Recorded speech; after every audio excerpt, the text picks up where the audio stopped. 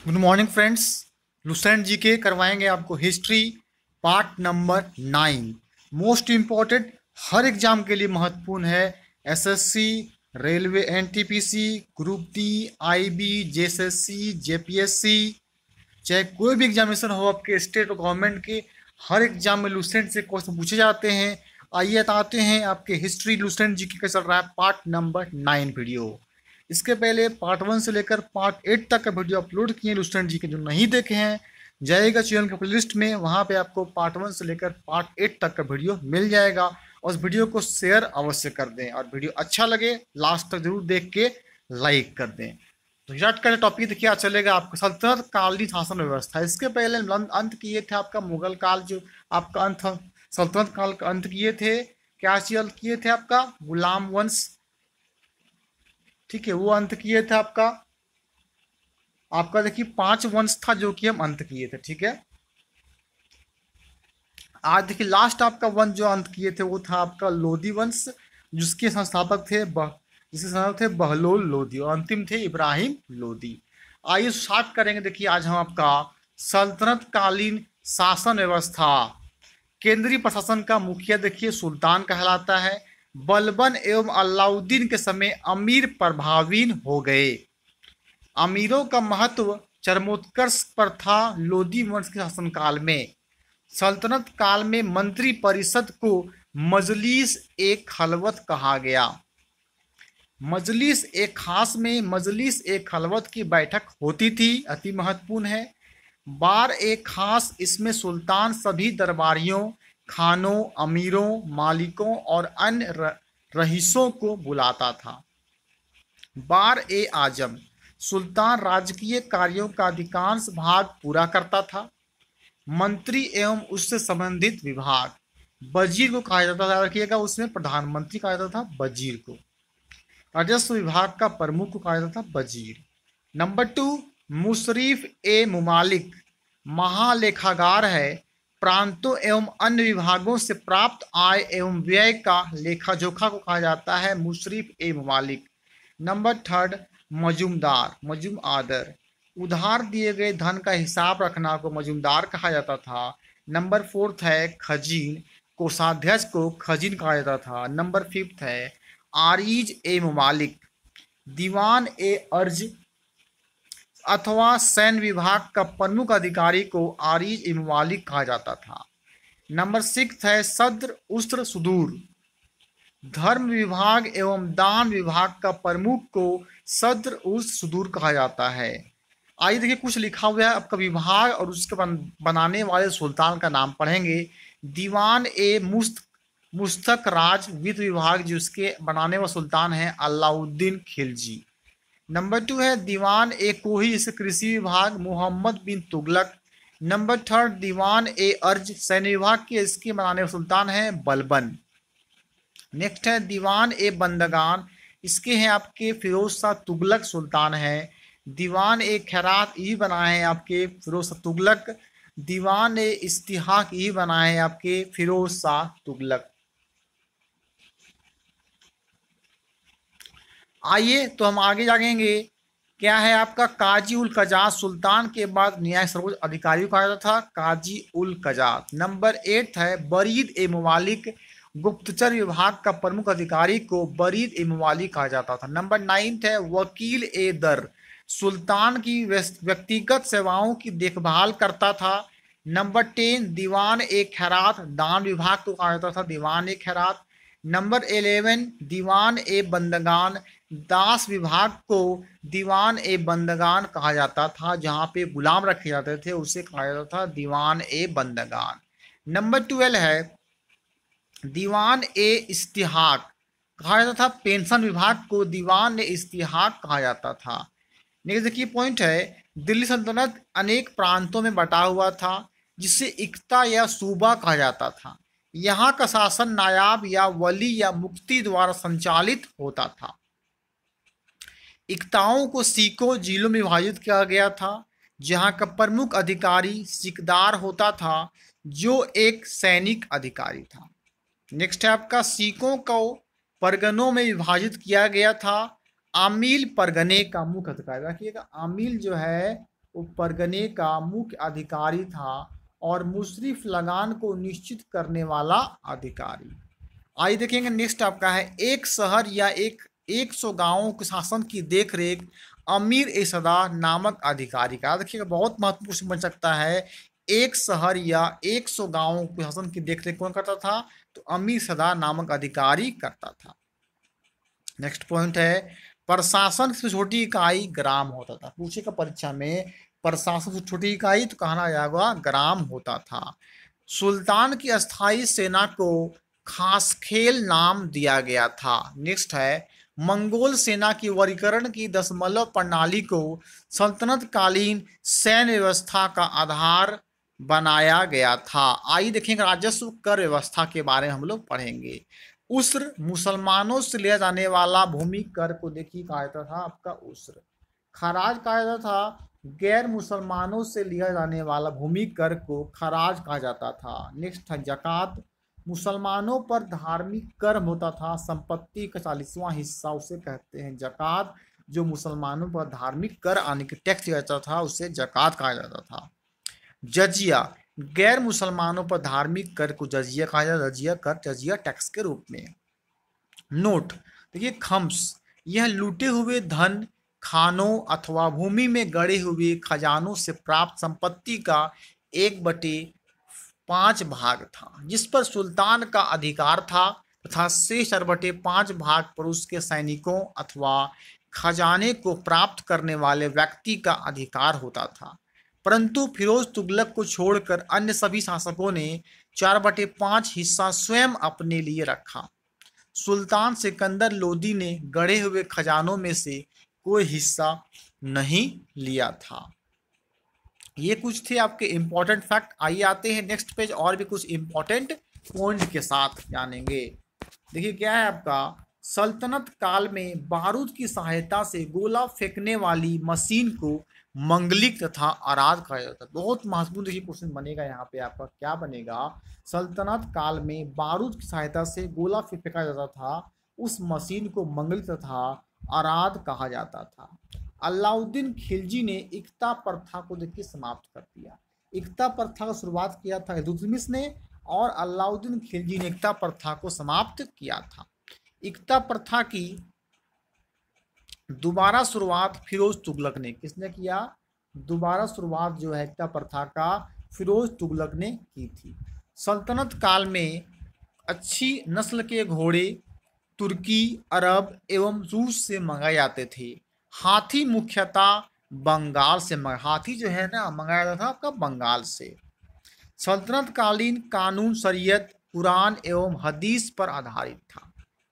मुस्लिम कानून के 4 महत्वपूर्ण स्रोत थे, क्या क्या? कुरान, हदीस, इजमा एवं कयास, ये 4 महत्वपूर्ण थे। सुल्तान सप्ताह में 2 बार दरबार में न्याय करने के लिए उपस्थित होता था। सल्तनत काल में लगान निर्धारित करने की मिश्रित प्रणाली को मुक्ताई कहा गया? मुक्ताई कहा गया है। भूमि की नाप जोख करने के बाद क्षेत्रफल के आधार पर लगान का निर्धारण मसाहत कहलाता था। इसकी शुरुआत अलाउद्दीन ने की थी। रखिएगा मसाहत कहलाता था, इसकी शुरुआत अलाउद्दीन खिलजी के द्वारा की गई थी। पूर्णतः देखिए टॉपिक आपका है पूर्णतः केंद्र के नियंत्रण में रहने वाली भूमि खालसा भूमि कहलाती थी। अलाउद्दीन ने दान दी गई अधिकांश भूमि को छीनकर खालसा भूमि में परिवर्तित कर दिया था, चेंज कर दिया था अधिकांश भूमि को छीनकर। देवल देखिए क्या है, देवल सल्तनत काल में अंतर्राष्ट्रीय बंदरगाह के रूप में प्रसिद्ध, रखिएगा अंतर्राष्ट्रीय बंदरगाह के रूप में आपका देवल सल्तनत काल में प्रसिद्ध था। आइए कुछ देखेंगे आपके हैं 10 अश्वारोही बराबर देखिए होता है 1 सर 1 खेल होता है। 10 सर 1 खेल बराबर 1 सिपह सालार होता है और 10 सिपह सालार बराबर 1 अमीर होता है और 10 अमीर बराबर 1 मलिक होता है और 10 मलिक बराबर 1 खान होता है। ये बहुत इंपॉर्टेंट है, ध्यान रखिएगा फ्रेंड्स, बहुत ज़्यादा इंपॉर्टेंट फिर सुनिएगा। 10 अश्वारोही बराबर 1 सर 1 खेल और 10 सरहे खेल बराबर 1 सिपह सालार और 10 सिपह सालार बराबर 1 अमीर और 10 अमीर बराबर होगा आपका 1 मलिक, और 10 मलिक बराबर हो जाएगा 1 खान। कुछ स्थान है प्रसिद्धि के कारण। सरसूती स्थान जो है अच्छी किस्म के चावल के लिए, पूछेगा सरसूती स्थान क्यों प्रसिद्ध था, तो अच्छी किस्म के चावल के लिए प्रसिद्ध था आपका सरसूती। अन्हीवाड़ा, व्यापारियों का तीर्थ स्थल के रूप में अन्हीवाड़ा जाना जाता था। सतगांव, रेशमी रजाइयों के लिए सतगांव जाना जाता है। आगरा, नील उत्पादन के लिए कौन सा जाना जाता है स्थान, तो कहा जाएगा आगरा। अगर पता है ताजमहल के लिए फेमस है। बनारस, सोने चांदी, याद रखिएगा बनारस जो है आपका सोने चांदी एवं जड़ी काम के लिए प्रसिद्ध था। आपका बनारस शहर जो है सोने चांदी एवं जड़ी काम के लिए प्रसिद्ध था। आइए आते हैं नेक्स्ट आपका टॉपिक जो है वो है, देखिए बहुत इंपॉर्टेंट है, विजयनगर साम्राज्य। आइए देखेंगे, हम पढ़ेंगे अब विजयनगर साम्राज्य के बारे में। विजयनगर साम्राज्य की स्थापना याद रखिएगा 1336 ईस्वी में हुई थी। पूछ सकता है परीक्षा में, विजयनगर साम्राज्य की स्थापना कहना होगा 1336 ईस्वी में, 1336 ईस्वी में विजयनगर साम्राज्य की स्थापना हुई। किसने किया, हरिहर एवं बुक्का, रखिएगा हरिहर एवं बुक्का नामक 2 भाइयों ने की थी, जो 5 भाइयों के परिवार के अंग थे। अब रखिएगा विजयनगर साम्राज्य की स्थापना 1336 ईस्वी में हरिहर और बुक्का नामक 2 भाइयों ने की थी। विजयनगर का देखिए शाब्दिक अर्थ होता है जीत का, रखिएगा विजयनगर का शाब्दिक अर्थ होता है जीत का शहर। हरिहर एवं बुक्का के ने विजयनगर की स्थापना विद्यारण्य संत से आशीर्वाद प्राप्त कर की थी। किसने की थी, तो विद्यारण्य संत से आशीर्वाद प्राप्त करके विजयनगर की स्थापना की थी हरिहर एवं बुक्का 2 भाइयों ने। हरिहर एवं बुक्का ने अपने पिता संगम के नाम पर संगम राजवंश की स्थापना, देखिए हरिहर बुक्का के पिताजी का नाम था संगम, उसके नाम पर संगम राजवंश की स्थापना की। विजयनगर साम्राज्य की राजधानी रखिएगा हम्पी था। बहुत महत्वपूर्ण क्वेश्चन बनता है यहाँ पे कि विजयनगर साम्राज्य की राजधानी, तो कहना होगा हम्पी। हम्पी रखिएगा कर्नाटक में है। विजयनगर साम्राज्य के खंडहर तुंगभद्रा नदी पर स्थित है। किस नदी पर है, तो तुंगभद्रा नदी पर स्थित है। इसकी राजभाषा तेलुगु थी। आइए आते हैं नेक्स्ट आपका टॉपिक देखिए है, हरिहर एवं बुक्का पहले वारंगल के काकतीय शासक प्रतापरुद्रदेव के सामंत। किसके साथ सामंत थे, तो कहा जाएगा प्रतापरुद्रदेव के सामंत थे हरिहर एवं बुक्का। विजयनगर साम्राज्य पर क्रमशः निम्न वंशों ने शासन किया। पहला संगम, सुलुभ, तुलुभ एवं आरावडु वंश ने किया। बुक्का वन ने वेदमार्ग प्रतिष्ठापक की उपाधि धारण की। क्या की, बुक्का वन ने वेदमार्ग प्रतिष्ठापक की उपाधि धारण की। वीडियो अच्छा देखिएगा फ्रेंड्स, आपको हर कुछ एक बार लूसेंट का याद करवा देंगे एक एक करके ध्यान पूर्वक तरीके से। आइए देखेंगे, हरिहर 2 ने संगम शासकों में सबसे पहले महाराजाधिराज की उपाधि धारण की। याद रखिएगा बहुत इंपॉर्टेंट है, महाराज की उपाधि किस धारण की थी, तो हरिहर 2 ने धारण की थी। आइए देखिए नेक्स्ट देखेंगे हम लोग इटली का यात्री। देखिए इटली का आपका यात्री था, उसका नाम है निकोलो कांटी। विजयनगर की यात्रा पर देवराय प्रथम के शासन काल में आया। देवराय प्रथम ने तुंगभद्रा नदी पर एक बांध बनवाया। कैसे बनवाया, तुंगभद्रा नदी पर एक बांध बनवाया ताकि जल की कमी दूर करने के लिए नगर में नहरें ला सके। सिंचाई के लिए उसने हरिद्र नदी पर भी बांध बनवाया। संगम वंश सबसे प्रतापी राजा देवराय द्वितीय, रखिएगा संगम वंश का सबसे प्रतापी राजा देवराय द्वितीय था, देवराय 2 था। इसे इमाडी देवराय भी कहा जाता था। फारसी राजदूत अब्दुल रज्जाक देवराय 2 के शासनकाल में विजयनगर आया था। किस शासन में आया था, अब्दुल रज्जाक देवराय 2 शासनकाल में विजयनगर आया था। प्रसिद्ध तेलुगु कवि श्रीनाथ कुछ दिनों तक देवराय 2 के दरबार में रहे। फरिश्ता के अनुसार देवराय 2 ने अपनी सेना में 2000 मुसलमानों को भर्ती किया था एवं उन्हें जागीरें दी थी। बहुत महत्वपूर्ण प्रश्न यहाँ बन जाता है कि देवराय 2 ने सेना में कितनी दी थी, 2000 मुसलमानों को भर्ती किया था।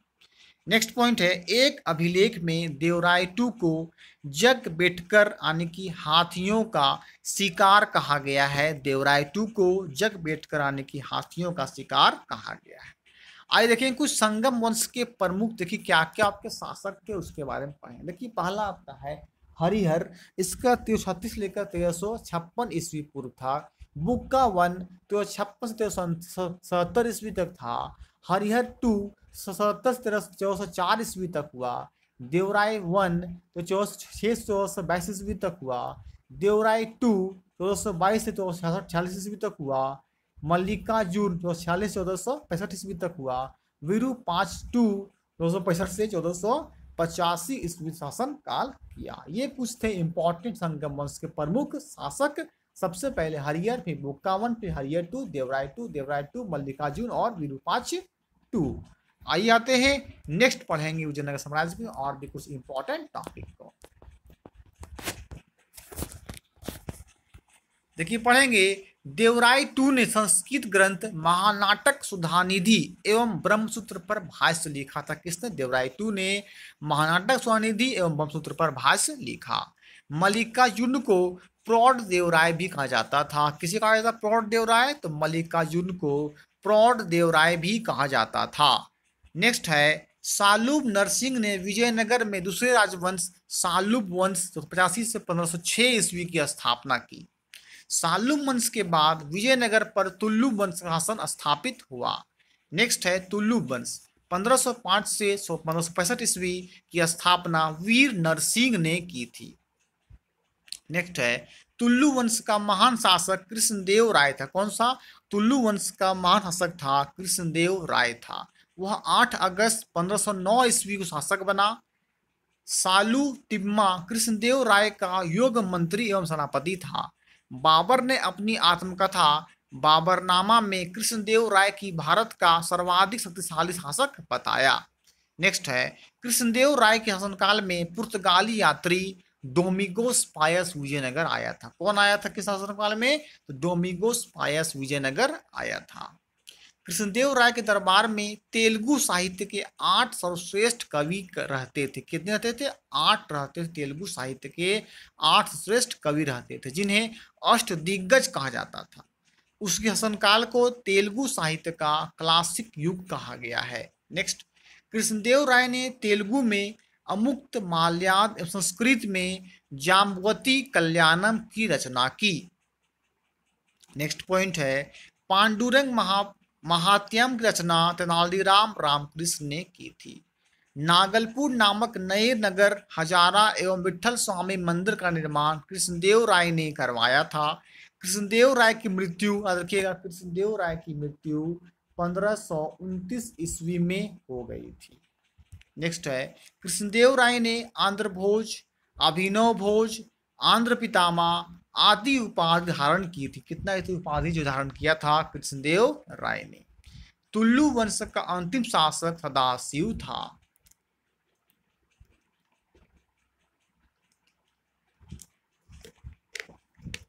याद रखिए फ्रेंड, क्या बताएं कि तुल्लु वंश का आपका अंतिम शासक सदाशिव था।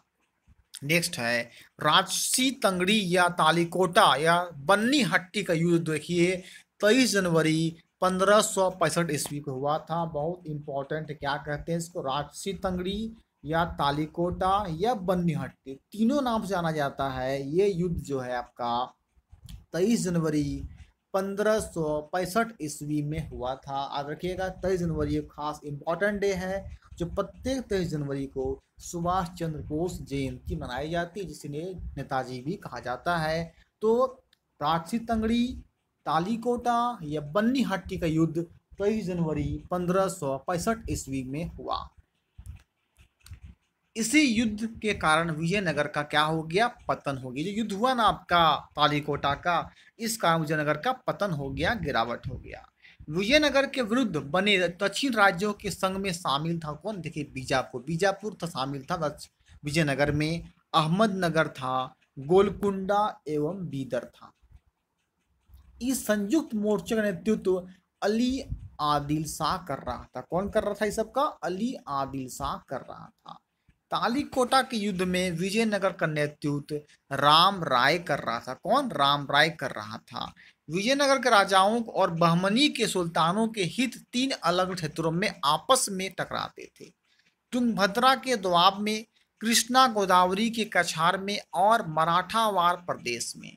तालीकोटा युद्ध के बाद सदाशिव ने तिरुमल के सहयोग से पेनुकोंडा को राजधानी बनाया। किसको बनाया? तो पेनुकोंडा को राजधानी बनाकर शासन करना प्रारंभ किया। नेक्स्ट पॉइंट देखेंगे, बहुत इंपॉर्टेंट है। विजयनगर के चौथे राजवंश अराविडु वंश थे। 69 से 1672 ईस्वी चला की स्थापना तिरुमल ने सदाशिव को अपदस्थ कर पेनुकोंडा में किया।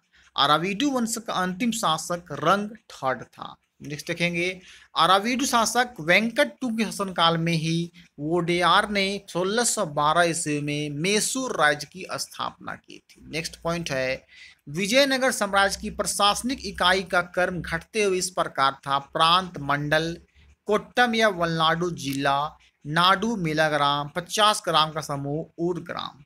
नेक्स्ट है, विजयनगर कालीन सेनानायकों को नायक कहा जाता था। ये नायक वसुधा भूसाम्बत थे, जिन्हें राजा वेतन के बदले अथवा उनकी अधीनस्थ सेना के रख रखाव के लिए विशेष भूखंड देता था, जो अम्बरम क्या कहा? जो अम्बरम कहलाता था। नेक्स्ट देखेंगे, आपका है आयंगर व्यवस्था। प्रशासन को सुचारू रूप से संचालित करने के लिए प्रत्येक ग्राम को एक स्वतंत्र इकाई के रूप में संगठित किया गया था। इन संगठित ग्रामीण इकाइयों पर शासन हेतु 12 प्रशासकीय अधिकारियों की नियुक्ति की जाती थी, जिनको सामूहिक रूप से आयंगर कहा जाता था। ये अवेतनिक होते थे, वेतन नहीं मिलता था इनको। इनकी सेवाओं के बदले सरकार उन्हें पूर्णतः लगान मुक्त एवं कर मुक्त भूमि प्रदान मिलती थी। इनका पद अनुवांशिक होता था। वह इस पद को बेच या गिरवी रख सकता था। मतलब जो पद मिला है जमीन को, उसको बेच सकता है तो गिरवी में रख सकता था। ग्राम स्तर की कोई भी संपत्ति इन अधिकारियों की इजाजत के बगैर न तो बेची जा सकती थी और न ही दान में, मतलब बिना इजाजत का ना ही इसको बेच सकते, ना ही किसी को आप दान में कर सकते हैं। आइए जानेंगे कुछ और इम्पोर्टेंट फैक्ट। आपका हिस्ट्री चल रहा है part number 9 video Lucent GK का। आइए आते हैं, कर्णिक नामक आयंगर के पास जीवन के क्रय विक्रय संबंधित समस्त दस्तावेज होते। किसके पास होते थे? याद रखिएगा, कर्णिक नामक आयंगर के पास जमीन के क्रय विक्रय संबंधित समस्त दस्तावेज होते थे। नेक्स्ट है, विजयनगर साम्राज्य की आय का सबसे बड़ा स्रोत देखिए लगान था। भू राजस्व की दर उपज का 116वां, रखिएगा 1/6 भाग था। कितना था? 1/6 भाग था। विवाह कर वर एवं वधु दोनों से लिया जाता था। विवाह कर दोनों मिलता था, वर से भी वधु से भी। विधवा से विवाह करने वाले इस कर से मुक्त, जो विवाह विधवा से करता था उसको टैक्स नहीं लगता था। कि कुछ है आपका विजयनगर आने वाले प्रमुख विदेशी यात्री कौन कौन थे? पहला देखिए निकोलो कांटी, जो विजयनगर आया था आपका इटली देश का था, 1420 ईस्वी में आया। शासक था देवराय फर्स्ट। नेक्स्ट यात्री आपका आया है अब्दुल रज्जाक। ये आया था आपका फारस से 1442 ईस्वी में। शासक देवराय टू था। नेक्स्ट यात्री है नुनीज, जो कि पुर्तगाल देश से आया था। इसका काल है 1450 ईस्वी और शासक है मल्लिकार्जुन। नेक्स्ट यात्री है डोमिंग पायस, ये पुर्तगाल से आया था 1515 ईस्वी में। शासक है कृष्णदेव राय। नेक्स्ट यात्री है बारबोसा, ये आया था पुर्तगाल से। इसका काल है 1516 से 16 ईस्वी। शासक था कृष्णदेव राय। आइए अब आते हैं नेक्स्ट। देखिए आपका टॉपिक है उबली। उबली ग्राम में विशेष सेवाओं के बदले देने वाली लगान मुक्त भूमि की उदाहरण पद्धति थी उबली। नेक्स्ट है रथ कोड़गे, युद्ध में मोछोरे का प्रदर्शन करने वाले मृत लोगों के परिवार को दी गई भूमि को कहा जाता था रथ कोड़गे। आइए आते हैं नेक्स्ट आपका है कुटगी। ब्राह्मण मंदिर या बड़े भूस्वामी को जो स्वयं कृषि नहीं करते थे, किसानों को पट्टे भर भूमि देते थे, ऐसी भूमि को कुटुगी कहा जाता था। वे कृषक मजदूर जो भूमि के क्रय विक्रय के साथ हस्तांतरित हो जाते थे उसे कुदी कहलाते थे। नेक्स्ट देखिएगा, विजयनगर का सैन्य विभाग कदाचार कहलाता था। तो इस विभाग का उच्च अधिकारी दंडनायक या सेनापति होता था। विजयनगर का सैन्य विभाग कदाचार कहलाता था, या तो उसे उच्च अधिकारी को दंडनायक या सेनापति होता था। टकसाल विभाग को जोरी खाना कहा जाता था। क्या है टकसाल विभाग को? जोरी खाना कहा जाता था। नेक्स्ट है, चेटियों की तरह व्यापार में निपुण दस्तकार वर्ग के लोगों को वीर पंजाल कहा जाता था। उत्तर भारत से दक्षिण भारत में आकर बसे लोगों को बड़वा कहा जाता था। बहुत महत्वपूर्ण है। विजयनगर में दास प्रथा प्रचलित थी। मनुष्यों के क्रय विक्रय को वेश्यवक कहा जाता था। मंदिरों में रहने वाली स्त्रियों को देवदासी कहा जाता था। देवदासी कहा जाता था। इनको आजीविका के लिए भूमि या नियमित वेतन दिया जाता था। नोट देखिए है, विजयनगर की मुद्रा पेगोड़ा तथा बहमनी राज्य की मुद्रा हून थी। आइए आते हैं नेक्स्ट, आपका देखिए इंपॉर्टेंट टॉपिक है, वो है आपका बहमनी साम्राज्य, यानी कह सकते हैं बहमनी राज्य, तो बहमनी साम्राज्य। देखिए मोहम्मद बिन तुगलक के शासनकाल में 1347 ईस्वी में हसन गंगू ने बहमनी राज्य की, देखिए बहमनी राज्य कब 1347 ईस्वी में हसन गंगू ने बहमनी राज्य की स्थापना की। वह अलाउद्दीन हसन बहमन शाह के नाम से सिंहासन पर बैठा। यहाँ क्वेश्चन पूछ सकता है बहमनी राज बहमन समाज की स्थापना कब हुई? 1347 ईस्वी में। किसने किया? हसन गंगू के द्वारा किया गया। इसने अपनी राजधानी गुलबर्गा किसको बनाया था? गुलबर्गा को बनाया। इसकी राजभाषा देखिए मराठी थी। इसने अपने साम्राज्य को 4 प्रांतों में किया, गुलबर्गा, दौलताबाद, बरार एवं बीदर में बांटा। इसकी मृत्यु 11 फरवरी 1358 ईस्वी को हो गई। मतलब कि हसन गंगू जो इसका स्थापना किया आपका बहमनी राज्य का साम्राज्य का, उसकी मृत्यु 11 फरवरी 1358 ईस्वी को हो गई। अलाउद्दीन हसन के पश्चात उसका पुत्र मोहम्मद शाह प्रथम सुल्तान बना। इसके काल में सबसे पहले बारूद का प्रयोग बुक्का के विरुद्ध हुआ था। मतलब अलाउद्दीन हसन के पश्चात ही उसका पुत्र बना था मोहम्मद शाह प्रथम सुल्तान। इसी के समय बारूद का प्रयोग हुआ।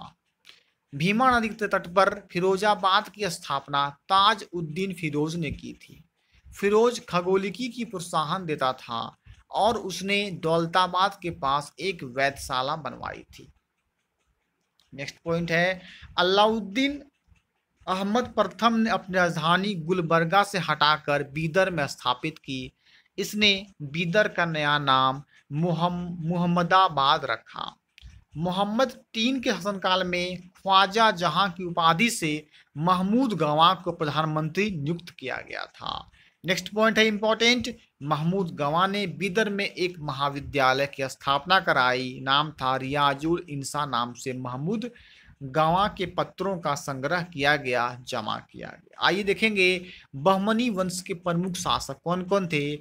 मोहम्मद शाह प्रथम 1358 से 1375 ईस्वी, अलाउद्दीन मुजाहिद शाह 75 से 1378 ईस्वी, दाऊद प्रथम 1378 ईस्वी, मोहम्मद शाह द्वितीय 1378 से 1397 ईस्वी, ताज उद्दीन फिरोज 97 से 1422 ईस्वी, शिहाबुद्दीन अहमद प्रथम 1422 से 1436 ईस्वी, अलाउद्दीन अहमद II 1436 से 1458 ईस्वी, सुल्तान शमसुद्दीन मोहम्मद III 64 से 1482 ईस्वी तक था।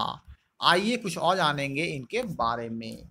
चलिए चलेगा आपका अभी पार्ट नंबर 9 चल रहा है लुसेंट जीके का पार्ट नंबर 9। 17 ईस्वी में रूसी के यात्री, देखिए नाम था निकितन। कहाँ का था? रूसी यात्री बहमनी साम्राज्य की यात्रा पर आया।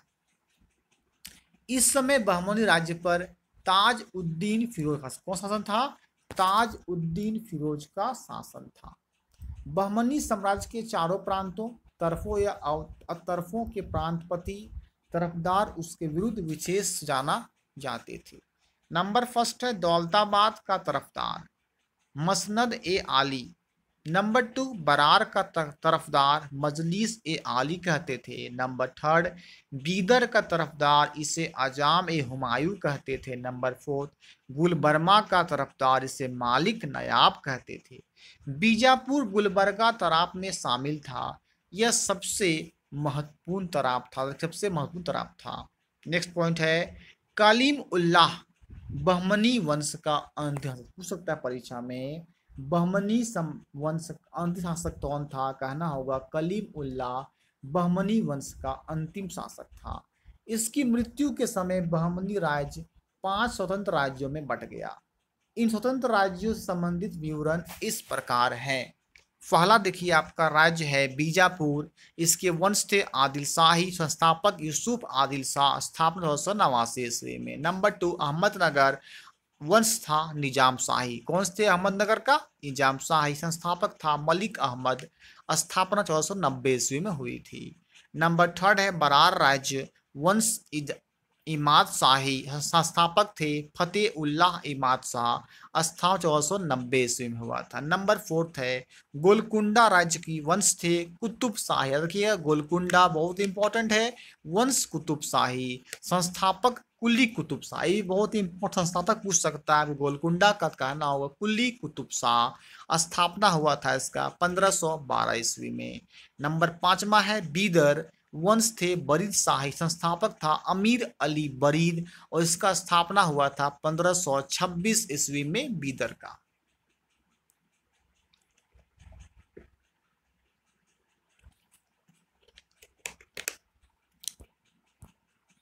देखिए नेक्स्ट देखेंगे मोहम्मद प्रथम के मंत्री सैफुद्दीन गौरी ने केंद्रीय शासन के कार्य कई विभागों में विभक्त किया और उसे 8 मंत्रियों को नियुक्त किया जो इस प्रकार थे। पहला था वकील ए सल्तनत, दिल्ली के मलिक नायाब के समान। नंबर 2 वकील ए कुल, सभी मंत्रियों के कार्यों का निरीक्षण वकील को छोड़कर। नंबर 3 अमीर ए जुमला, अर्थ विभाग का अध्यक्ष था। नंबर 4 वजीर ए अशरफ, विदेश नीति एवं दरबार संबंधी कार्यों का निष्पादन करता था। नंबर 5वां है नाजीर, ये अर्थ विभाग से संबंधित था। न 6ठा है पेशवा, वकील ए सल्तनत का सहायक को पेशवा कहा जाता था। नंबर 7 है कोतवाल, नगर का मुख्य पुलिस अधिकारी था। कौन था? नगर का मुख्य पुलिस अधिकारी को कोतवाल कहा जाता था। नंबर 8 है सद्र ए जहां, न्याय विभाग, धर्म तथा दान विभाग का अध्यक्ष था। सुल्तान के महल तथा दरबार की सुरक्षा के लिए विशेष अंगरक्षक सैनिक दल था जिसे साख ए खेल कहा जाता था। ये 4 भागों या नौब में विभाजित थे जिसके मुख्य अधिकारी सर ए नौबत होता था। बहुत महत्वपूर्ण है। बहमनी राज्य में याद रखिएगा, बहमनी राज्य में कुल 18 शासक हुए जिन्होंने कुल मिलाकर 175 वर्ष शासन किया। पूछ सकता है परीक्षा में बहमनी राज्य में कुल कितने शासक हुए? 18 हुए जिन्होंने 175 वर्ष शासन किया था। बहमनी राज्य यानी बहमनी साम्राज्य। आइए आते हैं नेक्स्ट, आपका इंपॉर्टेंट टॉपिक है स्वतंत्र प्रांतीय राज्य। देखिए पहला है स्वतंत्र प्रांतीय राज्य हुआ स्वतंत्र आपका, वो पढ़ेंगे। फर्स्ट देखिए पढ़ेंगे हम लोग जौनपुर के बारे में। देखिए जौनपुर की स्थापना फिरोज शाह तुगलक ने अपने भाई जौना खां की स्मृति में की थी। याद कीजिएगा, जौनपुर की स्थापना फिरोज शाह तुगलक ने की थी। क्यों? अपने भाई जौना खां की स्मृति में की थी, यानी कि उसकी याद में की थी। जौनपुर में स्वतंत्र सरकी राजवंश की स्थापना मलिक सरवर ख्वाजा जहान ने की थी। ख्वाजा जहान को मलिक उस सर पूर्व का स्वामी की उपाधि कब? 1394 ईस्वी में फिरोज शाह तुगलक के पुत्र सुल्तान महमूद ने दी थी। बहुत महत्वपूर्ण है। जौनपुर के अन्य प्रमुख शासक थे मुबारक शाह 1399 से 1382 ईस्वी, शमसुद्दीन इब्राहिम शाह 1402 से 1336 ईस्वी और महमूद शाह 36 से 51 ईस्वी और हुसैन 58 से 1500 ईस्वी। लगभग 75 वर्ष तक स्वतंत्र रहने के बाद जौनपुर पर बहलोल लोदी ने कब्जा कौन कर लिया था? बहलोल लोदी ने कब्जा कर लिया 75 वर्ष शासन करने के बाद जौनपुर पर। सरकी शासन के अंतर्गत विशेषकर इब्राहिम शाह के समय में जौनपुर में साहित्य एवं स्थापत्य कला क्षेत्र में हुए विकास के कारण जौनपुर को भारत के सिराज के नाम जाना रखिएगा। जौनपुर को भारत के सिराज के नाम से जाना गया है। बहुत इंपॉर्टेंट टॉपिक है। अब देखिए नेक्स्ट आपका है अटाला देवी का मस्जिद। कौन है? अटाला देवी का मस्जिद का निर्माण 1408 ईस्वी में सरकी सुल्तान इब्राहिम शाह द्वारा किया गया था। क्या किया था इब्राहिम शाह द्वारा? अटाला देवी का मस्जिद का निर्माण 1408 ईस्वी में इब्राहिम शाह द्वारा किया गया था। आइए आते हैं और जानेंगे इनके बारे में। देखिए अब आगे है अटाला देवी मस्जिद का निर्माण कन्नौज के राजा विजयचंद द्वारा निर्मित अटाला देवी के मंदिर को तोड़कर किया गया था। देखिएगा अटाला देवी के मंदिर को तोड़कर किया गया था अटाला देवी मंदिर का निर्माण। जामी मस्जिद का निर्माण 74 ईस्वी में हुसैन शाह सरकी के द्वारा किया गया। किसका किया गया? जामी मस्जिद निर्माण 74 में हुसैन शाह सरकी के द्वारा। झंझरी मस्जिद 1430 ईस्वी में इब्राहिम सरकी के द्वारा एवं लाल दरवाजा मस्जिद निर्माण मोहम्मद शाह के द्वारा 1450 ईस्वी में किया गया। आइए पढ़ेंगे हम लोग अब नेक्स्ट टॉपिक जो है वो कश्मीर के बारे में। सुहादेव नामक एक हिंदू ने 1301 ईस्वी में कश्मीर में हिंदू राज्य की स्थापना किया था। कब? 1301 ईस्वी में। 1339-40 ईस्वी में कश्मीर में शाहमीर के द्वारा प्रथम मुस्लिम वंश की स्थापना की गई। कश्मीर का प्रथम मुस्लिम शासक शाहमीर था जो शमसुद्दीन शाह मीर के नाम से गद्दी पर बैठा। इसने अपनी राजधानी इंद्रकोट में स्थापित की। नहीं देखिए जानेंगे अलाउद्दीन राजधानी इंद्रकोट से हटाकर अलाउद्दीनपुर यानी श्रीनगर में स्थापित कर दिया। हटा के अलाउद्दीनपुर यानी श्रीनगर में स्थापित की। हिंदू मंदिरों एवं मूर्तियों को तोड़ने के कारण सुल्तान सिकंदर को बुतसीकन कहा गया। क्या कहा गया? बुतसीकन। क्यों? तोड़ देता था हिंदू मंदिरों को। 1420 ईस्वी में जैन उल आबदीन सिंहासन पर बैठा। कौन बैठा? अब देखिए 1420 ईस्वी में जैन उल आबदीन सिंहासन पर बैठा। इसकी धार्मिक सहिष्णुता के कारण इसे कश्मीर का अकबर कहा जाता। देखिएगा कश्मीर का अकबर कहा जाता है जैनुल आबदीन को, और ये 1420 ईस्वी में सिंहासन पर बैठा। ये इसको सहिष्णुता के कारण इसे कश्मीर का अकबर कहा गया है। देखिएगा जैनुल आबदीन को कश्मीर का अकबर कहा गया है और ये बैठा सिंहासन पर 1420 ईस्वी में बैठा था। आइए आगे देखेंगे। जैनुल आबदीन फारसी, संस्कृत, कश्मीरी, तिब्बती आदि भाषाओं का ज्ञाता था। इसने महाभारत एवं राजतरंगिणी एवं को फारसी में अनुवाद, बहुत ही इंपॉर्टेंट चीज है, महाभारत एवं राजतरंगिणी को फारसी में अनुवाद जो है जैनुल आबदीन ने किया था। इसे ही कश्मीर का अकबर कहा जाता है जैनुल आबदीन को, और ये सिंहासन बैठा था 1420 ईस्वी में। आइए आगे देखेंगे। 1588 ईस्वी में अकबर ने कश्मीर को मुगल साम्राज्य में मिला लिया था। कब? 1588 ईस्वी में। आइए आते हैं टॉपिक पढ़ेंगे बंगाल के बारे में। इफ्तियारुद्दीन मोहम्मद बिन बख्तियार खिलजी ने बंगाल को दिल्ली सल्तनत में मिलाया। नेक्स्ट है गयासुद्दीन तुगलक ने बंगाल को 3 भागों में विभाजित किया, बांट दिया। पहला है लखनौती उत्तर बंगाल, सोनारगांव पूर्वी बंगाल, सतगांव दक्षिण बंगाल में। नेक्स्ट है 1345 ईस्वी में हाजी इलियास बंगाल के विभाजन को समाप्त कर शमसुद्दीन इलियास शाह के नाम से बंगाल का शासक बना। नेक्स्ट है पांडुआ में अदीना मस्जिद का निर्माण 1360 ईस्वी में सुल्तान सिकंदर शाह ने करवाया था। नेक्स्ट पॉइंट, बंगाल का शासक गयासुद्दीन आजम शाह 1389 से 1409 ईस्वी में अपनी न्यायप्रियता के लिए प्रसिद्ध था। नेक्स्ट है देखिए आपका अलाउद्दीन हुसैन शाह 1493 से 1518 ईस्वी राजधानी को पांडुआ से गौड़ स्थानांतरित कर दिया, बदल दिया। अब आते देखिए मोस्ट इंपोर्टेंट देखिए टॉपिक है महाप्रभु चैतन्य अलाउद्दीन के समकालीन। पूछेगा परीक्षा में महाप्रभु चैतन्य किसके समकालीन थे? कहाँ उत्तर हो जाएगा? अलाउद्दीन खिलजी के समकालीन थे। अलाउद्दीन ने सत्यपीर नामक आंदोलन की शुरुआत की थी। मालाधर बसु ने अलाउद्दीन शासनकाल में ही श्री कृष्ण विजय की रचना कर गुणराज खान की उपाधि धारण की। इनके बेटे को सत्य राज खान की उपाधि दी गई थी। नेक्स्ट है नासिरुद्दीन नुसरत शाह ने गौड़ में बड़ा सोना एवं कदम रसूल मस्जिद का निर्माण करवाया। नेक्स्ट देखिए आपका हेडिंग है मालवा। दिलावर खां, देखिएगा दिलावर खां ने 1401 ईस्वी में मालवा को क्या किया, स्वतंत्र घोषित कर दिया था। मालवा 1401 ईस्वी में दिलावर खां ने। दिलावर का पुत्र अलप खां हुसैन शाह की उपाधि धारण कर 1405 में मालवा का शासक बना। इसने अपनी राजधानी को धारा से मांडू स्थानांतरित कर दिया, चेंज कर दिया।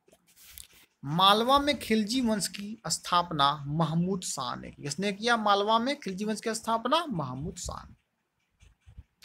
गुजरात के शासक बहादुर शाह ने महमूद शाह द्वितीय को युद्ध में परास्त कर उसकी हत्या कर दी और मालवा को क्या किया, गुजरात में मिला लिया। नेक्स्ट है मांडू के किले का निर्माण हुसैन शाह ने करवाया था। इस किले में सर्वाधिक महत्वपूर्ण है दिल्ली दरवाजा। कौन है आपको सबसे महत्वपूर्ण? देखिए आपका है दिल्ली दरवाजा है। आई होप आपको लुसेंट जी की हिस्ट्री का पार्ट नंबर 9 का वीडियो अच्छा लगा होगा। लाइक शेयर जरूर कर दीजिएगा और चैनल फर्स्ट टाइम हो गए तो इजी लर्न का सब्सक्राइब करके बेल आइकन को प्रेस अवश्य करें नेक्स्ट वीडियो का नोटिफिकेशन आपके पास पहुंचने के लिए। तो इसी टाइप का हम आपके पास इंटरेस्टिंग वीडियो लाते रहेंगे। Okay, thank you.